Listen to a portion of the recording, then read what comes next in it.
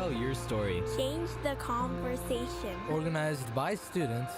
TEDx Youth at SHC.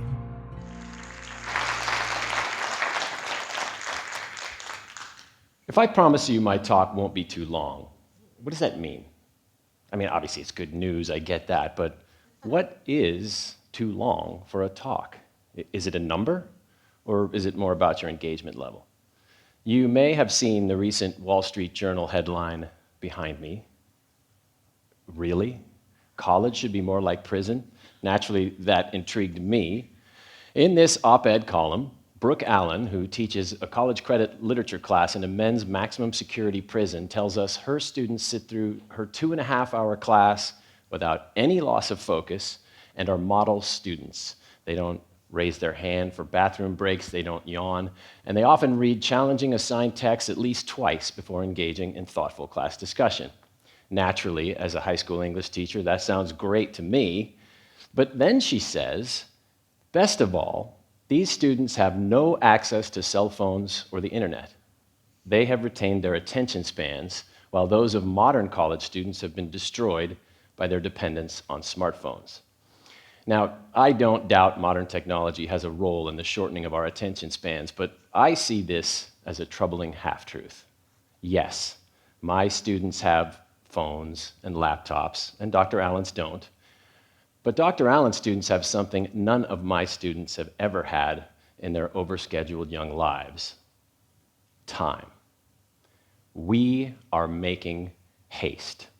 James Gleick wrote that in 1999 in his book, Faster, The Acceleration of Just About Everything.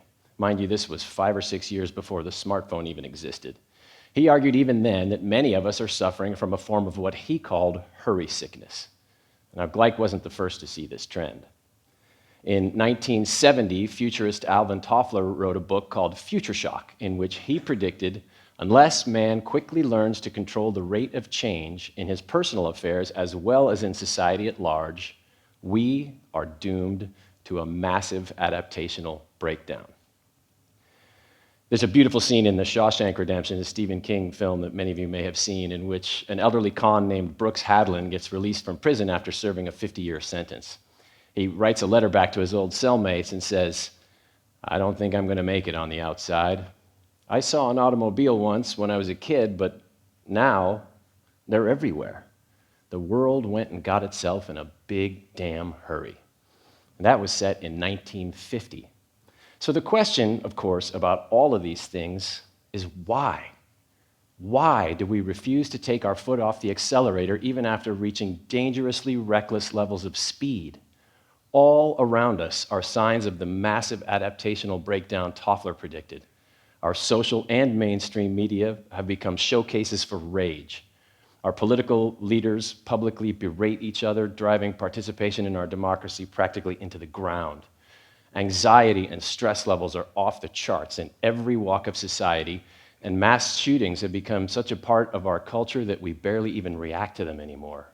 And yet, we continue to prioritize speed in almost everything we do. Now, will simply decelerating solve these problems? I actually think it might. The idea of a 4-day work week is gaining momentum all over the world. Iceland made this shift in 2021 and called it an overwhelming success. New Zealand's government now recommends employers offer the 4-day option after a recent trial run resulted in reduced stress and better employee engagement. Listen to this one. Microsoft Japan recently reported a 40% productivity increase after shifting to a 4-day week. We're even starting to see it right here in the United States. According to the Center for Reinventing Public Education, 64 Oregon school districts, that's 32% of the Oregon public school system, now operate in the 4-day model.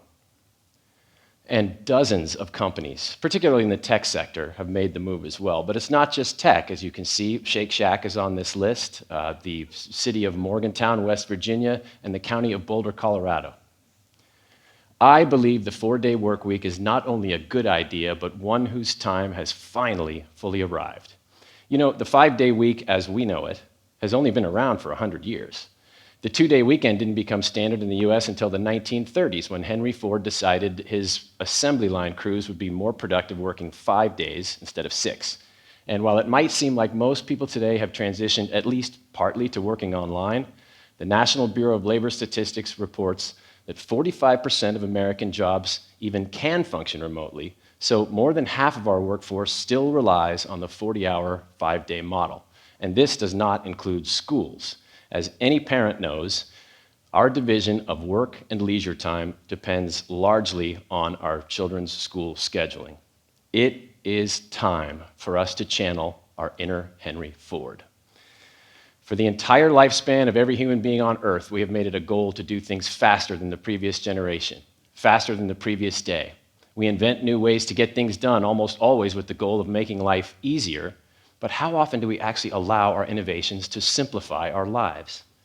And if speed equals success, why do we still have a climate crisis, an increasing poverty gap, a broken electoral college system, and an unprecedented level of homelessness? Working harder, faster, and longer isn't solving our most pressing problems. And yet, I have never been more hopeful. I know that sounds crazy, but let me explain why. 5 years ago, I wouldn't have given the 4-day work week a chance. That kind of large-scale societal change usually meets crippling resistance and then crashes and burns. But we are in a unique place, a truly exciting time. Yale sociologist Nick Christakis makes his living studying the social impact of plagues and pandemics. And in 2021, he wrote a book called Apollo's Arrow, in which he said, historically, pandemics work in 3 phases. There's the immediate phase, which is when the virus does its heaviest damage, and back then he predicted that would last until mid-2022, which was right on the money. The intermediate phase, which begins when we reach herd immunity and then have to deal with the clinical, psychological, social, and economic aftershocks that should feel somewhat familiar to you because that's where we are right now. Christakis believes we'll remain here until about the beginning of 2025. Finally, then, we reach the post-pandemic stage, which will be, in his words, a bit of a party. We have the Roaring '20s as our last example of this. Christakis also says plagues often prompt a search for meaning. When there's a deadly germ afoot, he says, and people are cooped up at home, they begin to think about what's important to them in their lives and what kind of lives they want to live and what kind of societies they want to live in, and we've seen a lot of indicators of that in this modern pandemic as well. The pandemic is a portal. Arundhati Roy said this in 2020 because she is a novelist and a mindfulness practitioner who believes in living in the now. During the darkest days of quarantine, she said, "I feel like there is no now. There is only the past, and there is the future. So I feel like I'm in a bus terminal or an airport. I can go back where I came from, or I can go on to some new place, but I know I can't stay." She also said nothing could be worse than a return to normality, and we're already seeing signs that humanity agrees.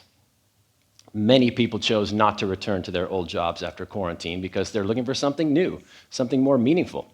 Cities all over the world are already making plans to convert downtown office space into urban housing to bring people to social spaces, restaurants, cafes, and such.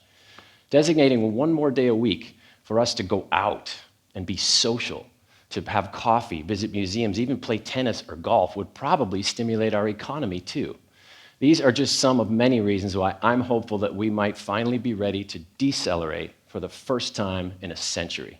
We are on the cusp of post-pandemic reconstruction. This is the first time in our lives, maybe the only time, that the world is not only ready for societal change, but seeking it. So what's stopping us? Let's do this. Let's start working to live instead of living to work. Thank you.